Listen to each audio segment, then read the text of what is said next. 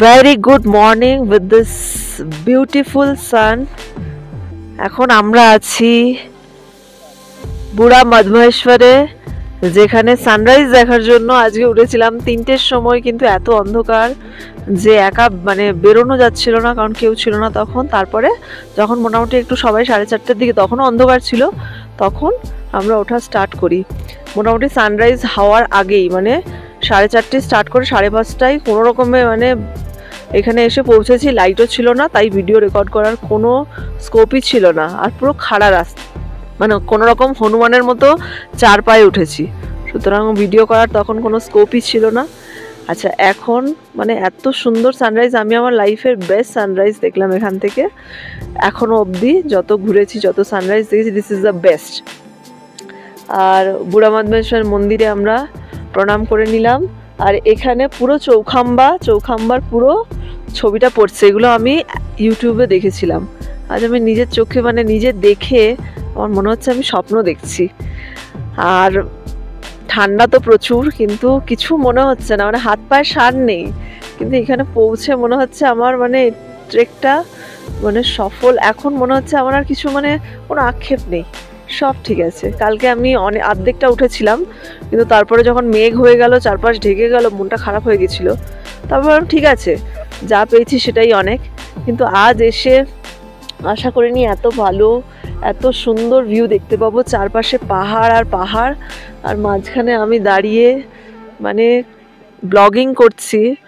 এটা আমার জাস্ট স্বপ্ন, স্বপ্ন ছিল, এখন এটা সত্যি। কিন্তু আমার মনে হচ্ছে আমি এখনও স্বপ্নে আছি। যাই হোক, সবাই দেখতে পাচ্ছ, যদি এক্সপিরিয়েন্স করতে চাও, আমি এখানে বলে বা দেখিয়ে হয়তো একটুখানি 1% হয়তো তোমাদের এখানে আসার জন্য হয়তো ইন্সপায়ার করতে পারি। কিন্তু এই জিনিস উপলব্ধি করতে হলে, নিজে ফিল করতে হলে, অ্যান্ড উইটনেস হতে হলে তোমাকে এখানে আসতে হবে। সুতরাং যদি একটু কষ্ট করে করতে পারো, স্বর্গ।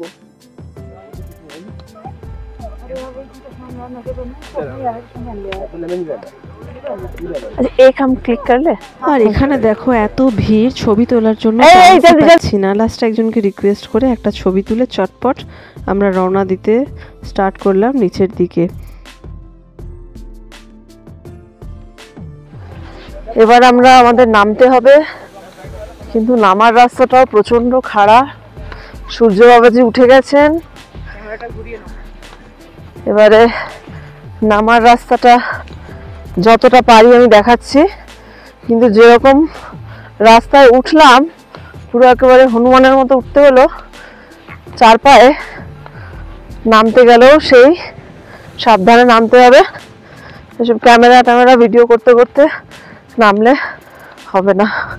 শুধু এখানে আমার একটাই জিনিস বলার, যারা ইউটিউবাররা ভিডিও করেছেন তাদের হ্যাটস অফ। এক হাতে ক্যামেরা, তারপরে এক হাতে স্টিক নিয়ে কিভাবে যে উঠেছে, আমি এখন হাঁটতে গিয়ে বুঝতে পারছি, তোমরা বুঝতেই পারছো যে আমি কি হারে হাঁপাচ্ছি।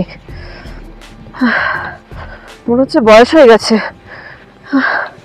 তাও এই ট্রেকের দুঃসাহসিকতা করছি ঠিকই, কিন্তু চারপাশটা একবার এখান থেকেই নামা তো। এবার ভিডিওটা বন্ধ করো। হ্যাঁ, ওই তো নামছে, চলো। কিছু ভুলে যাওনি তো? মেরা ফোন মেরে পাস है ना? হ্যাঁ হ্যাঁ,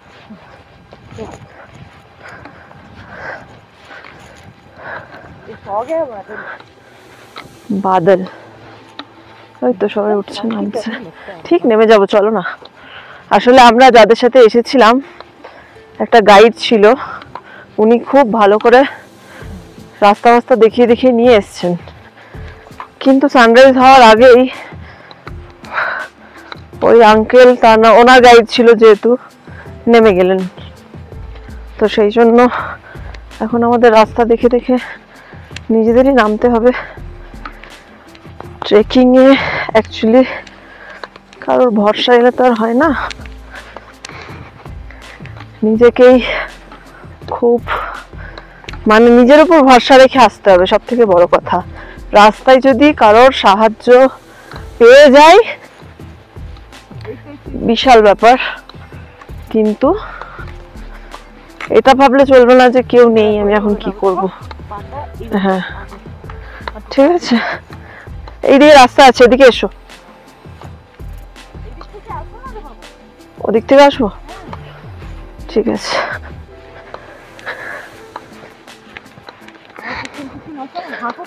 তবে লাইফ টাইম এক্সপিরিয়েন্স, সত্যি বলছি। মানে চন্দ্রশিলাটা হচ্ছে, এই যে আমাকে শিখিয়ে শিখিয়ে নিয়ে যাচ্ছে আমার মাস্টারজি, চন্দ্রশিলাটা হচ্ছে কম খাটনিতে মানে বিশাল ভিউ। আর এখানে হচ্ছে যেমন ভিউ তেমন কঠিন রাস্তা।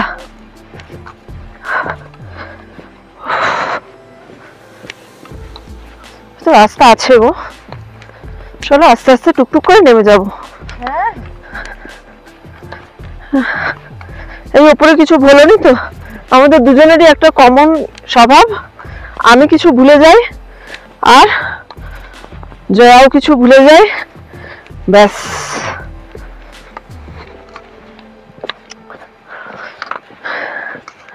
রেকর্ড তো করছি, কিন্তু আমি একটা খুব ভালো মাইক এনেছি যেটা বাঁধিয়ে রাখবো বাড়ি গিয়ে। সেই মাইকে ভিডিও রেকর্ড করতে করতে মাঝখানে হঠাৎ বন্ধ হয়ে যায়, তারপর দেখি শুধু ভিডিও হয়েছে কিন্তু কোনো কথা শোনা যাচ্ছে না। জানি না এটাও শোনা যাবে কিনা। বাড়ি গিয়ে এই মাইকটাকে একদম বাঁধিয়ে, মাইকটার নাম হচ্ছে মিউট মাইক। আমি অনেক ভিডিও করেছিলাম, যেখানে যেখানে সুযোগ পেয়েছি কষ্ট করে, পরে এসে দেখছি ভিডিওতে কথা শোনা যাচ্ছে না, আমার সব কষ্ট জলে। মোটামুটি এখন অব্দি আমি ক্যামেরা নিয়েই হাঁটছি, যাই না সামনে। হ্যাঁ কে?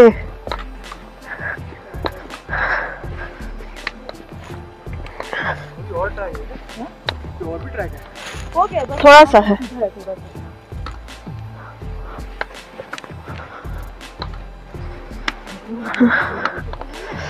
মানে এক কথায় কোনো কথা হবে না, অসম্ভব সুন্দর।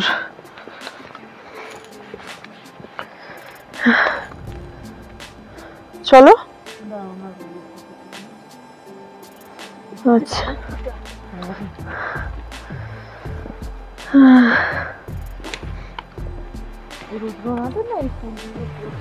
হ্যাঁ, এখানে আমি দেখেছি বেশিরভাগই পার্পল কালার। দেখো ম্যাক্সিমাম ফুল পার্পল কালার।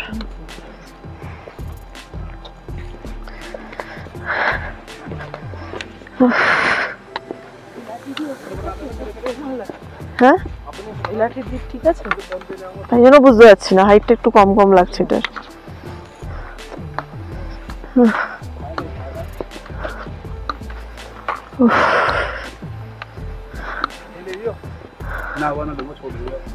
এই যে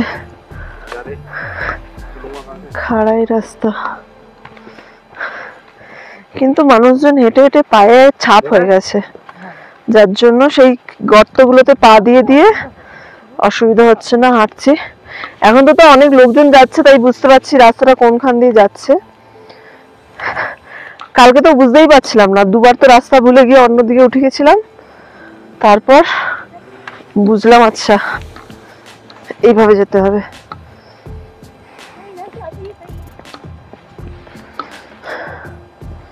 মানে রাস্তা অ্যাকচুয়ালি নেই।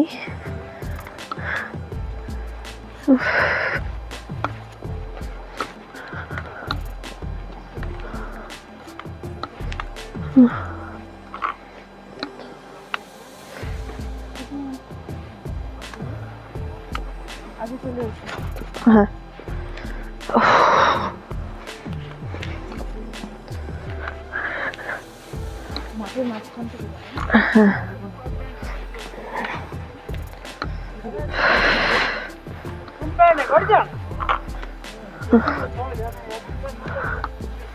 চলো।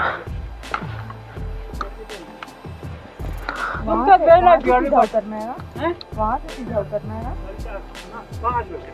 हम 4 बजे जम्मू में पट लिए थे, हम 5 बजे चले ओ 5 बजे 5:30 बजे थे क्या। চলো যতক্ষণ পারিনি তারপর তো বন্ধ করতেই হবে। হ্যাঁ একটু রাস্তা পেয়েছি।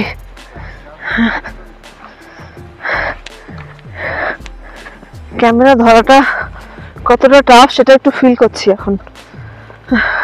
সবকিছু এক্সপিরিয়েন্স করা দরকার।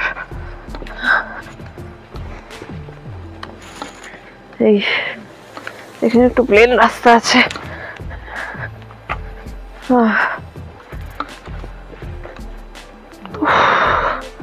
লোকজন শুধু উঠতে গেলে হাঁপায়, আমি উঠতেও হাঁপাচ্ছি, নামতেও হাঁপাচ্ছি, আমি খালি হাঁপাচ্ছি। হ্যাঁ আস্তে, তুমিও সাবধানে চলো। হ্যাঁ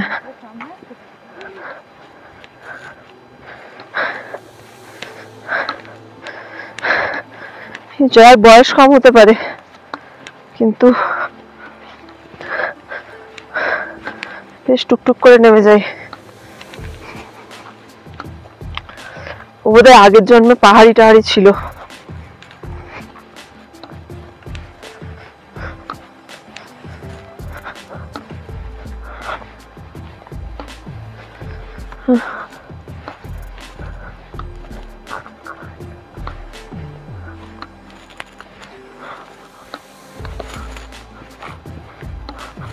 ঠিক যাচ্ছি তো?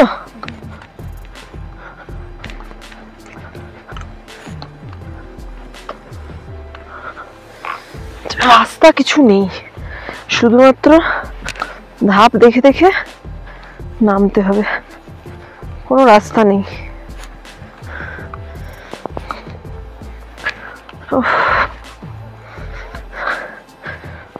যারা সোলো ট্রেক করে তাদের জন্য আরো টাফ হয়ে যায়।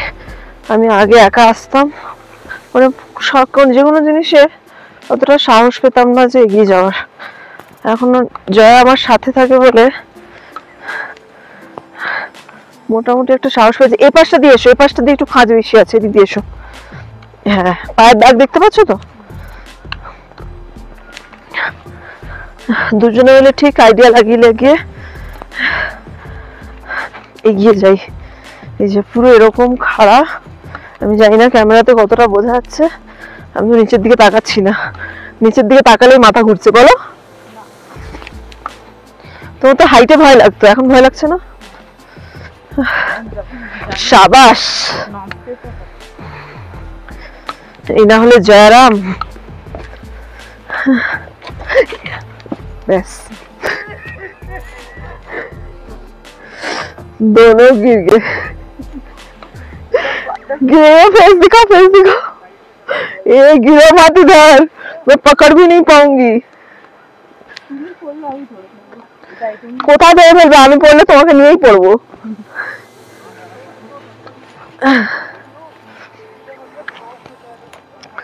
আস্তে আস্তে চলো।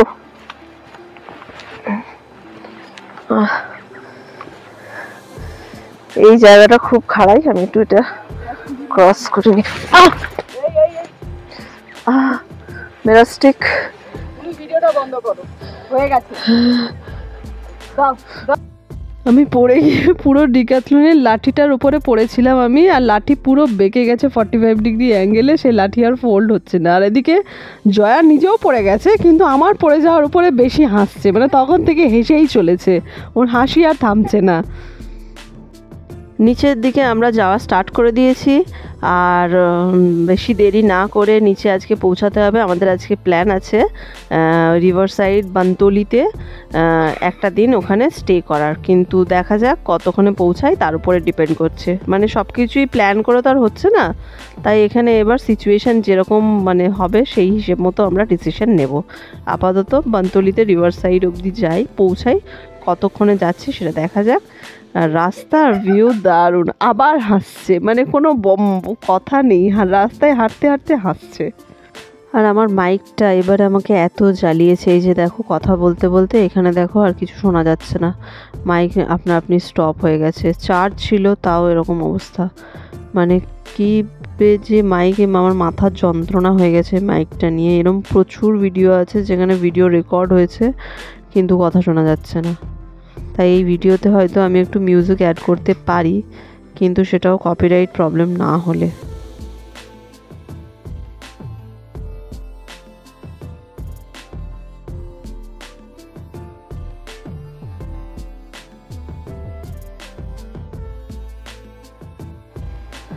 আচ্ছা, ফাইনালি মদমহেশ্বর ধাম টেম্পল থেকে আমরা 9:45 স্টার্ট করেছিলাম জার্নি, আর এখন বাজে হচ্ছে এক্স্যাক্টলি 11:15। আর আমরা এই নানুতে ছিলাম, পুরো মদমহেশ্বর থেকে আমরা নানুতে পৌঁছে গেলাম, যে স্টেতে ছিলাম না সেই স্টের সামনে পৌঁছে গেলাম 2 ঘন্টা। আচ্ছা, আশা করা যায় তাড়াতাড়ি আজকে নেমে যেতে পারবো। আজকে আমাদের রাশি নেমে যাওয়ার ইচ্ছে আছে, কিন্তু এখন দেখা যাক কতটা কি হয়। ঠিক আছে। আচ্ছা, এখানটা একটু রাস্তাটা ইজি আছে, আমি একটু রেকর্ড করে দেখাতে পারি, কিন্তু পুরোটা সম্ভব নয়, কারণ হচ্ছে প্রচণ্ড ঢালু রাস্তা, মানে নিচের দিকে না চেড়ে ফোন নিয়ে অলরেডি আমি 3-4 বার পড়ে গেছি, আর ফোন নিয়ে চলার সাহস নেই। তবু যাতে ভিডিওটা একদম বোরিং না হয়ে যায় আমি একটু রেকর্ড করছি।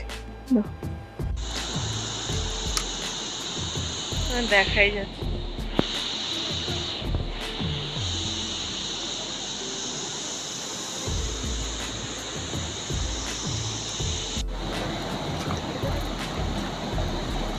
আমরা 12:30 নাগাদ বানতলিতে পৌঁছে সেখানে রিভার সাইডে মধুগঙ্গাতে ঠান্ডা ঠান্ডা জলে হাত মুখ পা ধুয়ে পায়ের ব্যথা যেন কোথায় হাওয়া হয়ে গেল। আর এখানে বেশ খানিকক্ষণ টাইম কাটানোর পর হঠাৎ আমার মনে হলো যে আর তো পায়ে ব্যথা নেই, তাহলে এবার আমরা একেবারে রাশিগ্রামেই ফিরে যাই। কিন্তু এর পেছনে একটা মানে বলে না সবসময় যে ভগবান যা ভাবে বা আমাদের সাথে যেটা হয় সেটা সবসময় ভালোর জন্যই হয়। আমি জানি না কেন আমার এটা মনে হলো, কিন্তু এর পেছনে যে একটা ভালো রিজন আছে সেটা একটু পরে তোমরা জানতে পারবে। ফাইনালি ডিসাইড করলাম যে একেবারে রাশি ভিলেজ অবধি ফিরে যাব।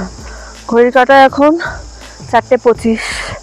আমরা বানতলি থেকে স্টার্ট করেছিলাম 2:30, 2 ঘন্টায় ট্রেক কমপ্লিট করলাম। এখন আমরা আকতলি ধারে, যেখান থেকে মদমহেশ্বরের ট্রেক স্টার্ট, সেখানে পৌঁছালাম। মানে আমার আর কোনো কিছু বলার মতো ভাষা নেই, ভীষণ টায়ার্ড। জাস্ট ট্রেকটা কমপ্লিট করলাম, এই ফিলিংসটা আর শেয়ার করে বলা যাবে না, but I am so happy যে আমরা দুজন মিলে মদমহেশ্বরের ট্রেকটা কমপ্লিট করলাম। হর হর মহাদেব। ট্রেক কমপ্লিট করে হোমস্টেতে ফিরে সবার প্রথম স্কুটিটা আগে চেক করলাম। চেক করতে গিয়ে দেখি যেটা ভয় পেয়েছিলাম সেটাই হয়েছে, স্কুটি আর স্টার্ট দিচ্ছে না, ব্যাটারি কমপ্লিটলি ডেড। আর স্টার্ট দেওয়ার চেষ্টা করতে গিয়ে তারপর লক্ষ্য করলাম যে টায়ারটাও পাংচার হয়ে গেছে। টেনশনে ব্লগিং তো মাথায় উঠলো, আর কোনো রেকর্ডই হয়নি। পরের দিন সকালবেলা এই যে স্কুটি নিয়ে আমরা উকিমাঠে যাচ্ছিলাম। পাহাড়ি মানুষরা সত্যিই খুব হেল্পফুল হয়। সেদিন আকতলি ধারের সমস্ত লোকাল মানুষরা আমাদের পাশে দাঁড়িয়েছিলেন। স্কুটি উকিমাঠে নিয়ে যাওয়া থেকে শুরু করে সেখানে কোন গ্যারেজে যাবে সমস্ত ব্যবস্থা ওনারা করে দিয়েছিলেন। সত্যি ওনাদেরকে একদম মন থেকে মানে থ্যাংক ইউ বললেও সেটা কম বলা হবে। মানে প্রথমটা তো একেবারে মানে কী করবো কিছু বুঝতেই পারছিলাম না, কারণ আমার লাইফে এরকম এক্সপিরিয়েন্স কোনোদিন হয়নি। শেষে এটুকুই বলবো, খারাপ অভিজ্ঞতা সবসময় কিছু শিখিয়ে যায়। আজকের মতো টাটা, দেখা হচ্ছে পরের ব্লগে।